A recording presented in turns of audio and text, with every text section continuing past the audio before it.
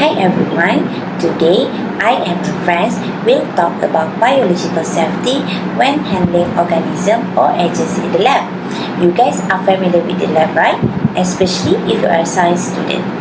When you are doing your experiment, they have some rules to follow. But do you know that some lab has their standard microbiological practice, including your school lab? But today we will explain lab safety when you are carrying out research using cancer cell. First, you all need to know what is biosafety. Biosafety is based on the principle of containment of biological agents to prevent exposure to lab workers and the environment. This will be achieved through good microbiological techniques, including engineering controls, management policies, and work practice. Why is biosafety important? It is important not only for us, the lab workers, but also for the environment and the community.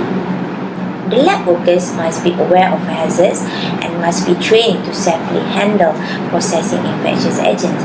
It is also as guidelines to protect workers and precautions so people trying to identify organisms do not become infected, because while handling specimens, workers could accidentally infect themselves. Next, my friend will explain about one of the cancer cells that we are working on. Assalamualaikum and have a very good day to all of you. I'm Ahmad Faris bin Ahmad Noor. We're going to present about cancer cell line.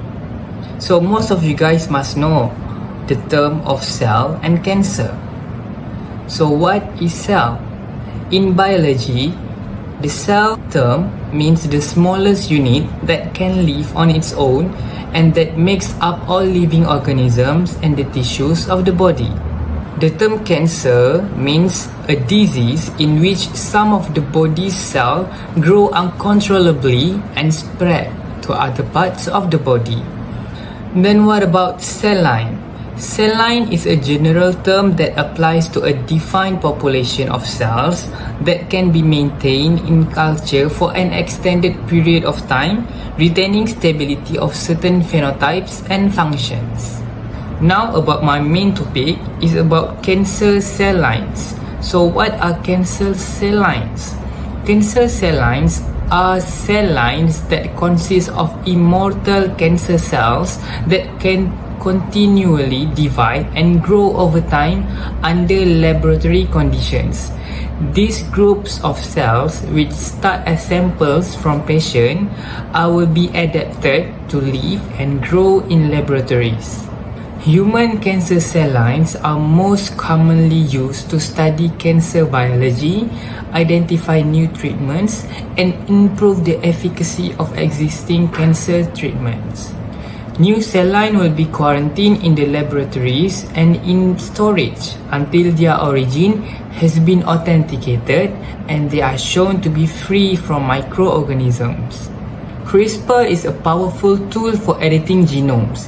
It allows researchers to easily alter DNA sequences and modify gene functions. It is used frequently in many different cancer cell lines across multiple areas of this research. In human cancer cell lines, there are 60 cell line panels that are used by the National Cancer Institute (NCI) for the screening of compounds to detect potential anti-cancer activity. For example, there are 6 breast cell lines, 6 central nervous system, 7 colon cell lines, 8 kidney cell lines, 6 leukemia cell lines, 4 lung cell lines, there are 9, melanoma cell lines, there are 9, ovarian cell line, 7, and 2 prostate cell line.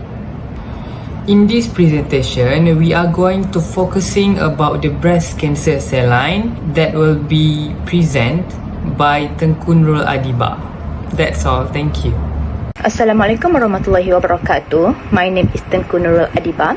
Today I would like to present about breast cancer cell line. For your information, a normal breast cell line is HBL100 without cancer. Breast cancer cell line are feasible models of breast cancer. It is taken from breast cancer patient. The DNA alteration in breast cancer cell line is higher compared to in tumor.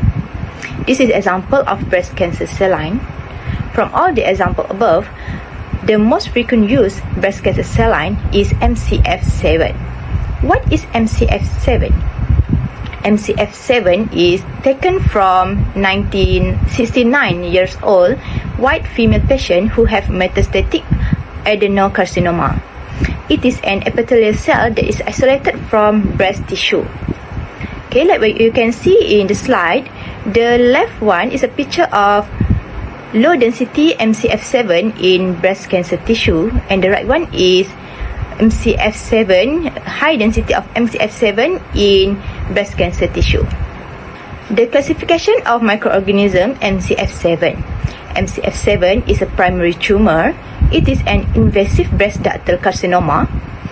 It is originated from pleural effusion. It have estrogen and progesterone receptor.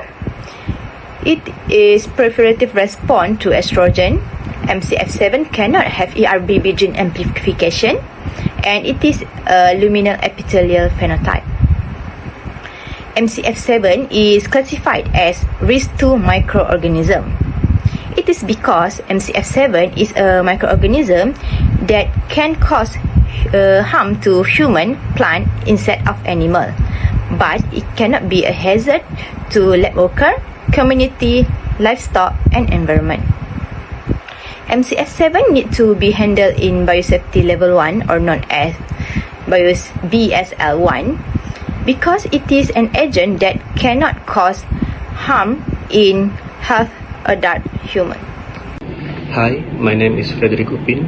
I will talk about the precautionary measures for lab personnel for cancer cell lines which do not contain non-human or animal pathogens are designated in biosafety level 1. And the following list contains human or primate cells that are to be handled using biosafety level 2 practices and containment are cells from blood, lymphoid cells, and neural tissue. All primary cell lines, secondary or immortalized cell lines exposed to or transformed by human or primate oncogenic virus, pathogen deliberately introduced or non-endogenous containment, fresh or frozen tissues.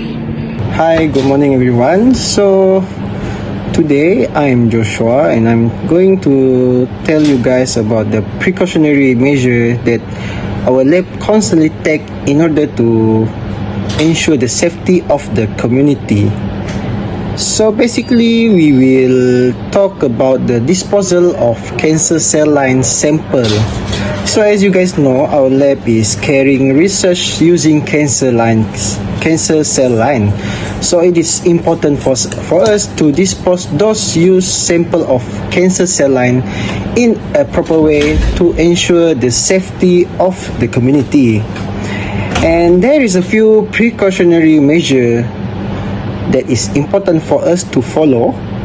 First, discard all the petri dish containing cancer cell lines into a yellow bin, and then the yellow bin must be labeled as carcinogenic sample, and it may differ depend to the place. Some place can they use their own word to label it, as long as it is carry the meaning of it has carcinogenic or it contain cancer cell line sample. And then the yellow plastic must be tightly and brought to a proper waste disposal area. And usually the personnel who is in charge of disposal of this clinical waste is the one is trained to carry this task. And in our facility, in this case, it is conducted by one Medicare Sdn Bhd company. And then for your info, usually the disposal places are far away and isolated area, which there is no humankind live there. The disposal of this clinical waste containing cancer cell lines is crucial to be conducted in the remote area, and there is no river or any source of water nearby to prevent it to be in touch with people surrounding. And then next we'll have a look at the yellow bin. This is the yellow bin that I've talking just now. So it is yellow bin, and usually it is clinical waste, which mean that it usually people throw with sample, human sample, and in our case we throw away the petri dish that containing the cancer cell line. And I think that's all from me. Thank you for lending me your ears.